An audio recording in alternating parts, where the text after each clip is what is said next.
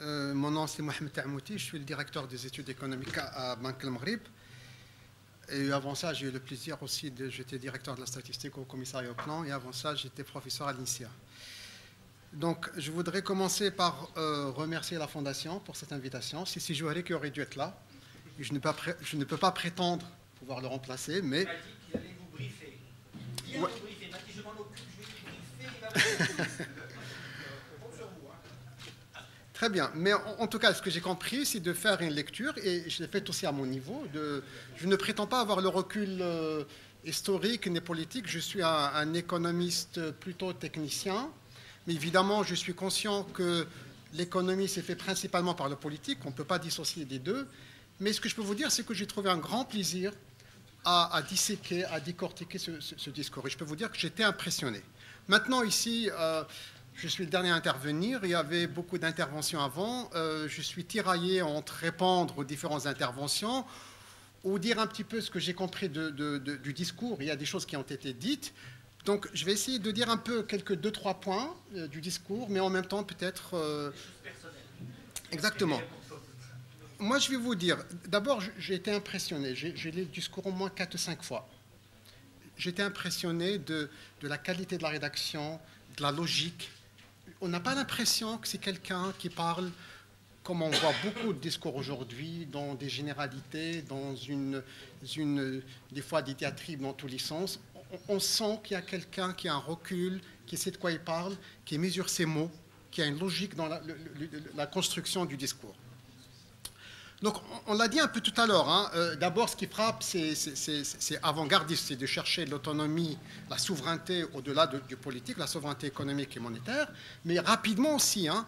Moi, ça m'a impressionné la manière comment il procède. C'est quelque chose qu'on ne voit pas beaucoup aujourd'hui. Ça veut dire qu'il présente devant le roi, voilà les choix qui se présentent, voilà ce qu'on a fait et voilà le pourquoi. Et plus important que ça, quelque chose qu'on ne voit pas beaucoup dans les politiques publiques, il a tout pris en considération, d'immeubles aux immeubles, au personnel, à la formation des gens. Ça, souvent, ce qu'on voit aujourd'hui, c'est des politiques, mais on met en avant des politiques, mais sans prendre le soin de mettre en avant les conditions de réussite de ces politiques. Ce n'était pas le cas. Donc, c'est vraiment quelqu'un d'avant-gardiste. Deuxièmement, c'est les choix opérés. Beaucoup de choix, on entendait parler tout à l'heure, beaucoup de choix sont d'une grande pertinence et d'une grande actualité aujourd'hui. D'abord, et on vient de l'entendre un peu dans tous les sens, c'est l'indépendance de cette banque centrale. Moi, je pense qu'il faudrait, si on veut parler d'indépendance, il faudrait quand même lire les nouveaux statuts de la banque d'une manière un peu plus détaillée. Parce que l'indépendance ne veut pas dire je fais ce que je veux, ne veut pas dire que je ne parle à personne, ne veut pas dire que je décide de tout. C'est le législateur qui a décidé. Et le législateur, pas seulement au Congrès américain, au Maroc, va convoquer le gouverneur de la Banque centrale. Il ne fait pas ce qu'il veut. Deuxièmement, quelque chose de fondamental qui a été inséré dans ces nouveaux statuts, c'est la concertation. Ça a été formalisé. Les concertations entre la Banque centrale et le gouvernement, c'est formalisé à travers des réunions régulières entre le gouverneur de la Banque centrale et le ministre des Finances.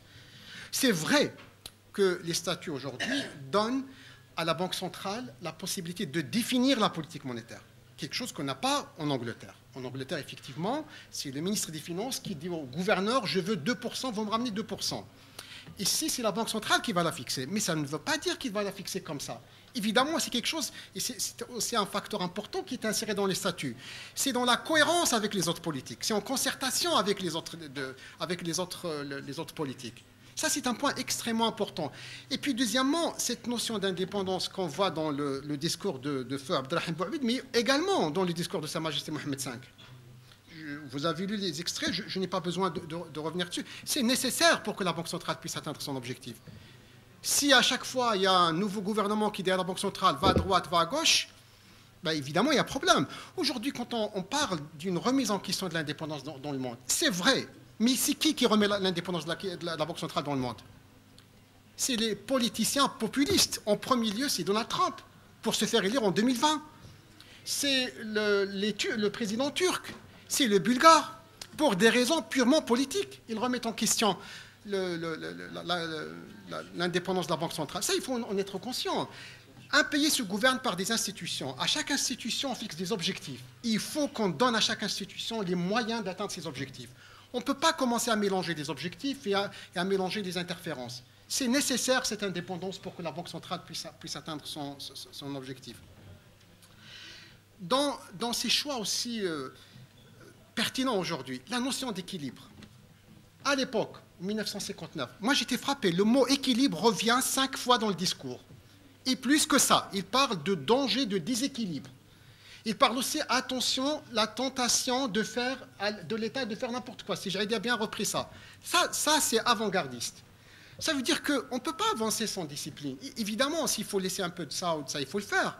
Mais il ne faut pas croire que notre gouverneur, si je l'a dit hier ou avant-hier dans la conférence, regardez ceux qui ont laissé aller où est-ce qu'ils sont. Ils sont nos voisins, en Égypte, en Jordanie, en Tunisie. Ils ont des problèmes. Peut-être que lui, si Ali Bouabid, je suis un petit peu pas d'accord avec vous, si je parle souvent du pass, il a été cuit par le pass. C'est un ministre qui a géré en partie le pass et qui en parle souvent. Donc il ne faut pas qu'on soit, quand je vois en 1959, on parlait des équilibres, de l'importance des équilibres. Aujourd'hui, on va des gens dire, bah, il ne laissait pas aller. C'est pas aussi simple que ça. Et surtout qu'aujourd'hui, on a une constitution. Attention, on a l'article 77 de la Constitution. Qu'est-ce qu'il vous dit? Il vous dit que le gouvernement est responsable des équilibres de l'État. Ça veut dire qu'il ne faut pas laisser filer les choses. Il y a un troisième point aussi important dans l'actualité, c'est de dire qu'on peut aller vers la convertibilité. Il y avait le contexte, en fait, qui était porteur. Aujourd'hui, au Maroc, quand on a commencé, les autorités monétaires ont décidé le régime de change, de flexibiliser graduellement le régime de change. Et là, je fais lien avec ce que disait Cyril Inaoui sur cette prudence. Mais l'opinion publique est très prudente. Il y a deux réformes majeures qui m'ont marqué comment l'opinion publique a réagi. La première, c'est la réforme des subventions qui était préparée en 2012. Mais je lisais des choses dans la presse incroyables, que ça va être le feu, que l'inflation va être à 40%, à 30%. Il ne s'est rien passé. C'était une réforme, c'est mon point de vue, c'était une réforme sage. On préparait la flexibilisation du régime de change. Qu'est-ce qu'on entendait? La monnaie va se déprécier, l'inflation, je ne sais pas, il ne se passe rien. Au contraire, le dirham s'est apprécié. Il n'y a pas d'inflation. D'ailleurs, pour ceux qui parlent d'inflation, vous savez, l'inflation, la désinflation, c'est un phénomène mondial. Aujourd'hui, il n'y a pas quelqu'un qui retient l'inflation. Les pays cherchent l'inflation. Il n'y a pas de source d'inflation. Les États-Unis, bon, ils arrivent un petit peu. L'Europe, tout ce qu'il a fait, n'arrive pas. Le Japon, ça fait 20 ans, 30 ans qu'ils cherchent l'inflation, ils ne la trouvent pas.